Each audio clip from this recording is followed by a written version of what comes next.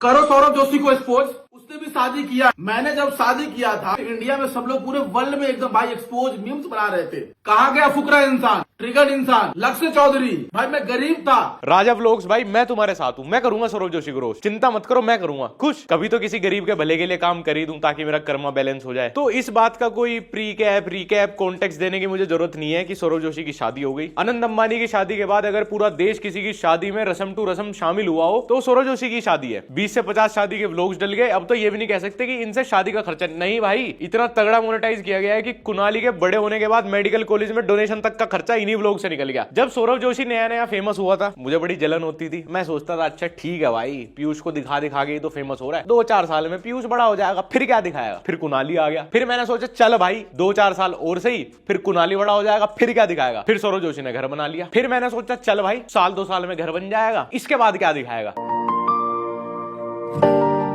अरे सौरभ भाई तुम तो बहुत चालाक निकले यार, हमको बताया भी नहीं आपने। अब सौरभ जोशी ने शादी कर ली, इसके बाद फिर साहिल की शादी, फिर पीयूष की शादी, फिर तब तक कुणाली बड़ा हो जाएगा शादी लायक। भाई सौरभ जोशी का नहीं आ रहा अगले 50 साल भी डाउनफॉल। अब तो हमने एक्सेप्ट कर लिया, कोई नहीं भाई तू दिखता रहे ऐसे, तू ही रह व्लॉग्स में टॉप। शादी तो एक और इंसान की हुई है सौरभ जोशी के साथ साथ, मेरा राइवल, उसको कैसे बख्श दूं। तो थगेश ने पहले शादी करके एक वीडियो डाली अपने चैनल पे, थगेश एंड जिगीशा शादी, 12 मिनट 15 सेकंड की वीडियो, बहुत अच्छा जी बहुत अच्छा। यहां तक सब ठीक था, लेकिन फिर खुद ही अपने रिएक्शन चैनल पे अपनी शादी पे रिएक्ट भी कर रहा है। 19 मिनट की वीडियो सही है भाई, रोस्टर्स का भी सही है। अब तीसरे चैनल पे अपनी शादी को रोस्ट मत मार दियो। और अब मुझे देख लो, अपनी शादी की वीडियो पे जिस पे इसने रिएक्ट किया मैं उस पे रिएक्ट कर रहा हूं। इसीलिए तो कह रहे हैं क्रिएटर इकोनॉमी बहुत तेजी से बूम हो रही है। अंदर ही अंदर एक सर्कल में पैसा घुमा रखा हमने, इसे ही बोलते हैं इकोनॉमी रन करना देश के अंदर ही। खैर थगेश के लिए मुझे बुरा लगा, इसने बेचारे ने 2 वीडियो में शादी निपटा दी। अबे पागल, कम से कम हफ्ते भर तो शादी चलाता, 7-8-10 वीडियो तो डिजर्व करती थी तेरी शादी भी। थोड़ी लंबी खींच लेता तो एक्सयूवी की जगह BMW में घूम रहा होता। पता नहीं यार राजा व्लॉग्स को लोगों ने इतना ज्यादा क्यों ट्रोल किया, वो भी तो बेचारा अपनी शादी का व्लॉग ही कर रहा था इन लोगों की तरह। बस फर्क इतना है कि सौरभ जोशी की शादी में उत्तराखंड के सीएम खुद आए और राजा व्लॉग्स की शादी में बिहार के सीएम ने लोग भेजे उसे बंद करवाने के लिए। हर साल 1-2 यूट्यूबर शादी करके उसका व्लॉग बना के अपना घर चला लेते हैं और हम उन पे रोस्ट बना के अपना।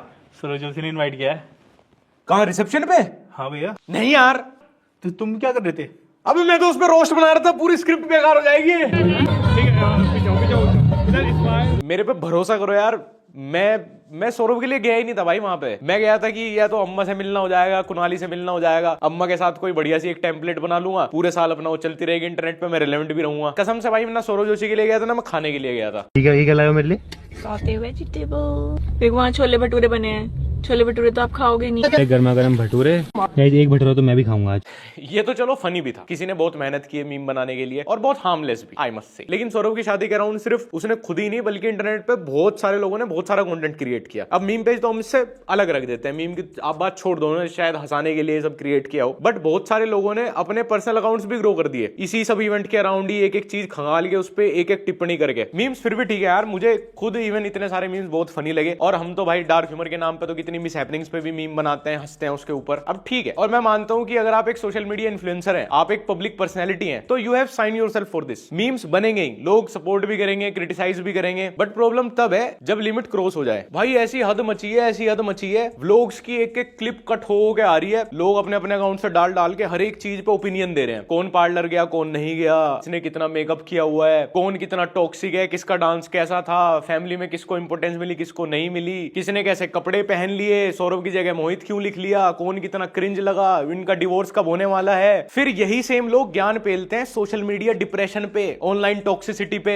मेंटल हेल्थ पे, औरतों की इज्जत करो, racism is bad, beauty standards क्या होते हैं, एवरीवन इज ब्यूटीफुल, और फिर खुद ही पब्लिक पर्सनैलिटीज के पार्टनर जज करेंगे। फिर खुद ही उन पे बिलो द बेल्ट मीम बनाएंगे, वैसे ही कमेंट पास करेंगे, किस सेलिब्रिटी की बीवी कितनी काली है, किसका पति कितना बोना है, किस यूट्यूबर के ज्यादा मजे हैं, क्योंकि इनके अकॉर्डिंग उस यूट्यूबर की बीवी बाकी यूट्यूबर की बीवी से हॉट है, इनके ओपिनियन के हिसाब से, इन्होंने जो ब्यूटी स्टैंडर्ड सेट किए हैं। खुद के घर में कितना डोमेस्टिक वायलेंस चल रहा हो, अपनी शादी के कितने यल लगे पड़े हो, लेकिन व्लॉग देख के ही बता देंगे कि कौन से यूट्यूबर की माँ उसकी पत्नी को बिल्कुल बर्दाश्त नहीं करेगी, कौन कौन घर में ग्रीन फ्लैग है, कौन कौन रेड फ्लैग है, खुद के बाप की बेल्ट से चमड़ा उधरा पड़ा है, वो इतनी बजी घर में। और मोस्टली लड़कियां ही हैं सारी, जिन्हें सुबह से शाम तक गॉसिप्स चाहिए। इतने मिनट के तो उसने व्लॉग अपलोड नहीं करे जितनी ज्यादा उस पर गॉसिप्स बन गई। ये देख के तो मुझे सच में पता चल गया भाई, औरत ही औरत की सबसे बड़ी दुश्मन है, क्योंकि यही लड़कियां और बहुत डेज पे तो इंटरनेट पे बताएंगी विमेन एम्पावरमेंट, फेमिनिज्म का झंडा उठाए रखेंगी, respect every women, beauty standards क्या होते हैं, we should talk about mental health. और इवन डेज पे यूट्यूबर्स की वाइफ को जज कर रही होंगी, इसके पास रिलेशनशिप क्या कर रहा है बताओ भाई, कुछ गॉसिप दो भाई, कोई गॉसिप दो भाई, कोई इसके स्कूल में पढ़ा होगा, इसके कॉलेज में पढ़ा होगा, उसके रंग रूप पे, उसके वे ऑफ ड्रेसिंग पे। कोई लड़का नहीं है सब डिस्कस कर रहा है इंटरनेट पे कि किसकी शादी में किसके कैसे हेयर थे, कैसा मेकअप था, किसने कैसे कपड़े पहने, कितनी बार बदले कितनी बार नहीं। ये सब लड़कियां ही हैं जिन्होंने फालतू के गॉसिप कर करके टॉक्सिसिटी फैला दी इंटरनेट पे एक बंदे के राउंड। और मुझे कोई लेना देने भाई इस चीज से, बढ़िया चीज है इंटरनेट ऐसे ही टॉक्सिक हो, अपना तो काम ही ट्रोलिंग का है भाई, हमारा तो काम और बढ़िया चलेगा। लेकिन मैं लोगों के डबल स्टैंडर्ड दिखा रहा हूं। यही सेम लोग स्मृति के लिए बड़े दुखी थे कि यार उसके बंदे ने उस पर चीट कर दिया, उफ यार, और girl got save, Smriti you deserve better, तुम्हें इससे भी अच्छा लड़का मिल जाएगा। बताओ यार, स्मृति जैसी लड़की पे चीट कर दिया, उसकी शादी टूट गई, हमें इतना दुख है। और जिनकी हो रही है उनको ट्रोल कर करके तोड़वाना चाह रहे हो तुम, उनकी तुमने अभी से ही भविष्यवाणी कर दी कि क्यों कब कैसे उनका डिवोर्स हो जाएगा। एक्चुअल बात यह है कि स्मृति का बॉयफ्रेंड चीट करते हुए पकड़ा गया, उसकी शादी टूट गई, वो बच गई, इस बात से खुश नहीं है, बल्कि इन्हें ड्रामा देखने को मिला। पूरे सोशल मीडिया पर रायता फैला, खूब सारी गॉसिप्स हुई, खूब सारे सच्चे झूठे स्क्रीनशॉट इधर उधर सर्कुलेट हुए, अलग अलग बड़े बड़े अकाउंट से इन्हें स्टोरी देखने को मिली, कोई माफी मांग रहा है, कोई क्लैरिफिकेशन दे रहा है, फॉलो अनफॉलो हुए, तो खूब ड्रामा चला, तो इनका खाना अच्छा पच गया। स्मृति की जिंदगी तो चाहे कल बर्बाद हो जाए, इन्हें क्या कोई फर्क पड़ रहा, पर हाँ जी ड्रामा पूरा देखने को मिले, गॉसिप्स मिल जाए, जिंदगी चौथी कल बर्बाद हो जाए किसी की, हमें क्या। स्मृति की 3 बार शादी होकर टूट जाए ना, कोई फर्क नहीं पड़ता इस बात से, पर पूरा ड्रामा देखने को मिले, सारी बात इन तक पहुंच जाए, झूठी हो सच्ची हो, रात को खाना पच जाएगा। ये सच में बिग बॉस लवर देश ही है, इसीलिए यहाँ पे बिग बॉस सबसे ज्यादा टीआरपी ले। ऋतु राठी प्रेमानंद महाराज जी के यहाँ पे गई, वो क्लिप वायरल हुई तो इन्होंने बड़ी सिंपैथी दिखाई, मतलब खुद ही एक स्टोरी बना ली पहले तो अपने दिमाग में, खुद से ही अज्यूम कर लिया सब कुछ, और फिर बहुत सिंपैथी दिखाई कि यार एक अगर ऐसा हो रहा है तो एक औरत के साथ कितना बुरा हो रहा है। खुद ही उनके डिवोर्स के सपने देख लिए, खुद ही रूमर सर्कुलेट करते हैं डिवोर्स के, जब नहीं हुआ तो उन्हें गाली बक रहे हैं। फिर आज तक ऋतु राठी को, गौरव तनेजा को हेट दे रहे हैं इस बात पे, इसलिए नहीं क्योंकि इनको वो टी बीच में ही मिलनी बंद हो गई थी ना, वो ड्रामा बीच में ही बंद हो गया, फिर उन्होंने उधर से कुछ इनको मसाला नहीं दिया सुनने को, पढ़ने को, देखने को, तो फिर वो फ्रस्ट्रेशन आई कि यार हमने तो यार डिवोर्स का सोच लिया था, हमने तो बहुत ड्रामा सोचा था, इतना क्यों नहीं हुआ यार, एक औरत का घर बिखरने से कैसे बच गया यार। इनको किसी औरत आदमी से कोई सिंपैथी नहीं है भाई, इनको शादी से ज्यादा मजा डिवोर्स में आता है, ये वो ऑडियंस है। यहाँ की जनता से तुम feminism, women rights, women empowerment की बातें करा लो, दिन में ऐसी सारी बातें कर देंगे, रात को बस तुम किसी औरत की बर्बादी की कहानी सुना दो इन्हें आके, किसी का डिवोर्स हो गया, किसी का ब्रेकअप हो गया, तो इनका खाना तब पचा है भाई। इन्हें मोहल्ले की आंटियों की तरह रोज गॉसिप देते रहो, यहाँ कोई किसी के दुख में दुखी नहीं है भाई। हमारे यहाँ ऐसे बोलते हैं ना कि सुख में तो कम लोग आते हैं इंडिया में, लेकिन दुख में बहुत लोग आते हैं, ये नहीं कि इसका ये मतलब नहीं है इंडिया में हमारा भारतीय लोगों का नेचर बहुत अच्छा है, हमें किक मिलती है दूसरे को दुखी देख के, मसाला मिले, बहुत नए नए रूमर्स इधर उधर से कुछ सर्कुलेट होकर आता है भाई, दूसरे का घर बर्बाद हो गया, किसी का बाप मर गया, तो ज्यादा भीड़ क्यों लगे, क्योंकि वे अंदर ही अंदर देखना चाहते हैं अब कैसे घर चलेगा इनका, अब देखेंगे ड्रामा, अब क्या होगा, माँ तो हो गई विधवा, अब जो ये बालक पढ़ रहे थे बड़ी बड़ी यूनिवर्सिटी में, अब देखेंगे सालों की इनकी फीस कौन भरेगा, अंदर ही अंदर किक मिलती है भाई। किसी का सुख देख के क्या किक मिलेगी यार, किसी ने इतना बड़ा घर बना लिया, किसी की शादी हो रही है भाई इतनी महंगी, डेस्टिनेशन वेडिंग कर रहा है कोई, कुछ ऐसा बताओ इनका कोई से का कुछ स्क्रीन पर स्क्रीनशॉट है क्या किसी के एक्स के साथ, किसी की कोई वीडियो से मिल जाए एक बार तो मजा आ जाता, वो इन्हें बर्बाद करें पहले। सबसे ज्यादा इसी जनरेशन की सबसे फेवरेट लाइन है, mind your own business, get a life, ऐसे ऐसे कोट्स लगाते हैं ना अपनी स्टोरी पे, हमें किसी से कोई फर्क नहीं पड़ता, अपनी जिंदगी में बिजी हूं। फिर फेमस लोगों के, सेलिब्रिटीज के रिलेशनशिप जज करवा लो इनसे, किसके पार्टनर को 10 में से कितने नंबर मिलेंगे वो ले लो इनसे शाम को ही। और मैं इस बात पे भी एग्री करता हूं कि अगर कोई एक फेमस पर्सनैलिटी है, वो अपना रिलेशनशिप या फैमिली को सोशल मीडिया पे दिखा रहा है, ओपनली पब्लिक प्लेटफॉर्म पे दिखा रहा है, तो वो खुद से एक सर्टेन एक्सेस दे रहा है अपनी ऑडियंस को उस पर कमेंट करने का, उस पर डिस्कशन करने का, but to a certain limit भाई। उसका ये मतलब थोड़ी है कि भाई फिर आप उसमें इतना घुस जाओ कि उसकी जिंदगी नरकी बना दो, वो अपने आप को क्वेश्चन करने लगे कि भाई मैंने ये सब चीजें सोशल मीडिया पर कभी दिखाई क्यों। वो शेयर कर रहा है वो सब चीजें क्योंकि एक अमाउंट ऑफ ऑडियंस है जो उसको शुरू से देख रही है, नोबडी से समबडी बनते हुए देखा उसने, उसको उसकी ग्रोथ देखी, वो उसकी हर चीज में, हर छोटी छोटी चीज में शामिल थे, क्योंकि व्लॉग बनाना या एक सोशल मीडिया इन्फ्लुएंसर का काम ही है, स्टोरीज पे, रील्स पे, बहुत सारे लाइफस्टाइल क्रिएटर्स हैं इंस्टाग्राम पे जो अपनी सारी लाइफ सोशल मीडिया पे दिखाते हैं। वो चाहते हैं कि उनकी एक ऑडियंस हमेशा उनकी लाइफ देखे, ये भी एक टाइप ऑफ कंटेंट ही है, बट यही ऑडियंस फिर उनके लिए नाइटमेयर बन जाती है। फिर बोलते हैं कि भुवन बाम भाई अपना रिलेशनशिप रिवील नहीं करता, भाई कौन है इसकी गर्लफ्रेंड आज तक नहीं पता, किसी को बताता नहीं भाई, ये शादीशुदी भी हो गई नहीं भाई, जान के नहीं करते भाई वो लोग, क्योंकि वो इस ऑडियंस को वो एक्सेस देना नहीं चाहते।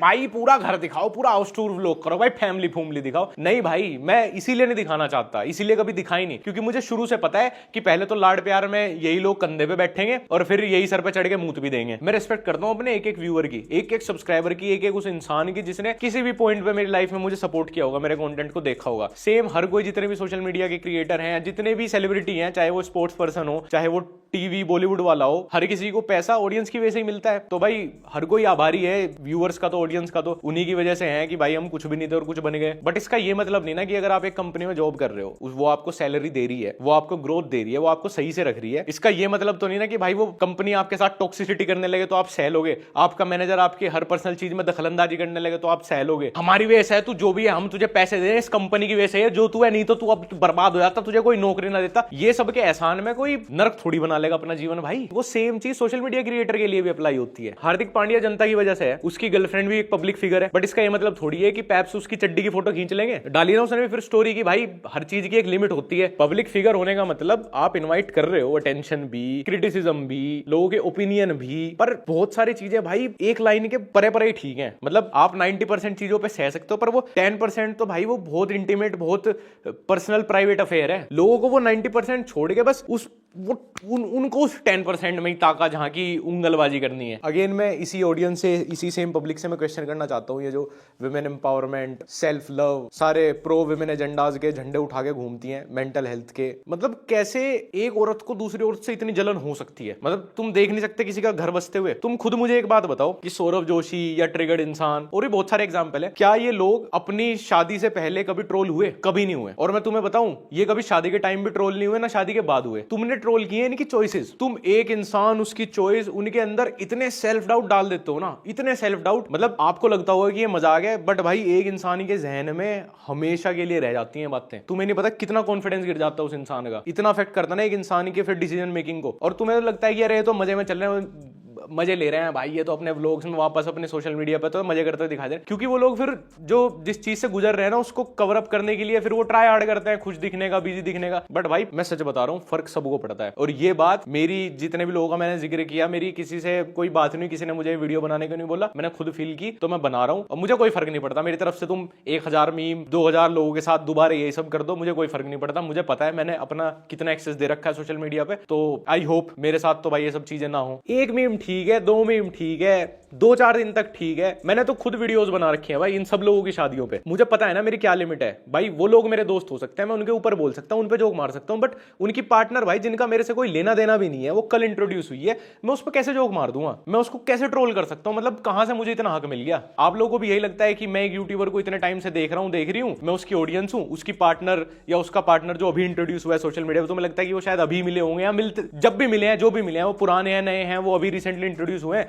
तो तुम्हें लगता है वो नया इंसान है, वो उसकी लाइफ में अभी आया। मैं तो इसको तब से देख रहा हूं, तो मेरा हक बन गया इसकी चॉइस जज करने का। तुम तो भाई एक इंसान की पूरी लाइफ तबाह करने पे उतर आते हो। सोचो भाई कभी कि उनकी फैमिली भी तो सोशल मीडिया चलाती होगी यार, सबको दिखता है वो कंटेंट। हर एक एक आदमी खुद को क्वेश्चन करने लगता है कि यार हमने भी ऐसा क्या गलत कर दिया? 1 दिन 2 दिन 3 दिन ठीक है, बैक टू बैक भाई पूरे महीने डेडिकेट हो गई किसी के पीछे पड़ जाओ, फिर मैच्योरिटी के नाम पे बोल दो माइंड योर ओन बिजनेस, मुझे किसी से कोई फर्क नहीं पड़ता, I don't give a shit. दिख रहा है भाई। और मुझे ऐसा लगता है कि आप वापस सौरभ जोशी का ही एग्जांपल ले लो। मैं तुम्हें बताऊं, मैं सौरभ जोशी का डेडिकेटेड व्यूअर नहीं हूं। मुझे बस दिख जाता है इंस्टाग्राम पे वो मेरे साथ ऐड है, उसका चैनल कभी खोल लिया मैंने तो दिख जाता है क्या चल रहा है उसकी लाइफ में। ना मैं और वो जब मिलते हैं हमारी कोई बात होती है, हमारी कंटेंट से रिलेटेड कभी नहीं होती, ना हम इतनी बार मिले हैं, ना मैं हूं उसके मोस्टली व्लॉग्स में जिस टाइम में मिला हूं, ना कभी वो मेरे चैनल पे इतना है। पर मुझे ऐसा लगता है कि फिर भी if you hate Saurabh Joshi और आप कह रहे हो कि भाई एक ओपिनियन ये है कि उसकी तो बड़ी कलेशी वाइफ आई है, बड़ी टॉक्सिक लड़की है वो, तो अच्छी बात है ना। अगर आप उसको हेट करते हो या आप एक इंसान को हेट कर रहे हो, उसकी टॉक्सिक पार्टनर आई है, बढ़िया बात है, बर्बाद हो जाएगा, तो इसमें इतना डिस्कशन क्या है? या आपकी सिंपैथी उस लड़की के साथ बहुत है, आपको लगता है कि सौरभ जोशी तो बहुत इर्रेस्पॉन्सिबल आदमी है, इतना इर्रेस्पॉन्सिबल, इतना केयरलेस कि भाई उसने अपनी फैमिली को कहां से कहां पहुंचा दिया, लाइफ बदल दी उसने हर एक फैमिली मेंबर की, अपने टेंशन है ही नहीं, खत्म। कैसा लग रहा है? नेक्स्ट लेवल भाई, अलग एक्सपीरियंस है। तो राजाओं की तरह बैठ रहे हैं। हैं। राजा हो आप। अपने तीनों भाइयों के फ्यूचर के बारे में इतना सोचता है तो सफर करने दो ना ऐसे आदमी को। जिस आदमी को मैं हेट करूं भाई उसका तो एग्जिस्टेंस ही जीरो है मेरे लिए। अगर वो बर्बाद हो रहा तो अच्छी बात है ना, मेरे लिए तो बढ़िया बात है, मैं तो डिस्कस ही नहीं करूंगा उसको। मुझे ये समझ नहीं आया अगर आप किसी को इतना हेट करते हो तो उसका फिर डिस्कशन क्यों है इतना। एक मुझे ये भी लगता है कि हमारे यहाँ ना ऐसी एक साइकोलॉजी है लोगों की कि we hate the rich automatically. जब कोई आदमी कम रिसोर्सेज के साथ लोअर मिडिल क्लास या गरीब बेचारा वहां से उठने का ट्राई करता है ना तो हमें बड़ी दया आती है यार, वी शुड सपोर्ट हिम यार, अपना बंदा है यार, we should support him, I want to see him grow. और एक बार भी वो हमसे अमीर हो गया ना, हमसे बेटर लाइफस्टाइल जीने लगा, हमारे अंदर ऑटोमेटिक हेट आ जाती है उसके लिए। मैं इससे होशियार आदमी, ये तो मेरे से भी ज्यादा मंदबुद्धि है, बता कैसा, मैं तो इससे बढ़िया कपड़े पहनू, यो मेरे से बढ़िया गाड़ियों में घूम रहा है, यो विदेश जावे भाई, यो इतनी बढ़िया लाइफ जी रहा, इसे तो मर ही जाना चाहिए था। और जो भी लोग इन जनरल जो मैं बोलना चाह रहा था वो ना समझ के सोचेंगे कि ये वीडियो मैंने सौरभ जोशी के लिए बनाई है और कहेंगे कि तेरा तो दोस्त है तू इसलिए डिफेंड करा, तुझे पैसे मिल गए होंगे, तुझे तो उसने पैसे दिए होंगे। पहली बात तो भाई जो बोलना है बोलो, लेकिन दूसरा अगर इंटरनेट इतना टॉक्सिक रहेगा और लोग इतनी ट्रोलिंग करेंगे किसी के अराउंड तो मेरे तो फायदा ही है भाई। मुझे ज्यादा व्यूज सौरभ जोशी को डिफेंड करके नहीं बल्कि उस पे रोस्ट बना के ज्यादा आते और कंटेंट भी इजीली अवेलेबल था पूरे सोशल मीडिया पे और एम्पलीफाई कर देता मैं उस चीज को। और भाई जो लोग ऑलरेडी हेट करती आ रही है इतनी जनता, मैं भी बीच में कमा लूं पैसे, मैं भी बीच में व्यूज कमा लेता, तो मैं तो ट्रोलर ही हूं भाई, मेरा तो धंधा ही इसी से ही चलता है। लेकिन कम से कम मैं भी इतनी शर्म करूं कि मैं भी किसी पे एक आध वीडियो बना के छोड़ दूं, मैं भी किसी के पीछे इतना डेडिकेटेड नहीं पड़ता कि भाई उसकी नींद ही हराम कर दूं। कोई आदमी मेरा नाम ले के मुझे बद्दुआ दे रहा हो, मैं तो अंदर से तो चाहता ही हूं भाई ऐसे ही ट्रोलर रहो तुम लोग, ताकि कभी मोरली हाई ग्राउंड लेके कम से कम मुझे तो ज्ञान नहीं दे पाओगे। खैर यार आज की वीडियो यहीं खत्म करते हैं और अगली वीडियो भी काफी जल्दी आ रही है। मैं जैसे लास्ट वीडियो में बोला था मैं प्लान दूसरी वीडियो कर रहा था तो वो भी आ जाएगी इसी हफ्ते। मेरे को इंस्टाग्राम पे तुमने नहीं फॉलो किया तो फॉलो कर लेना @लक्ष्य ओनली। फिर मिलते हैं भाई अगली वीडियो के साथ।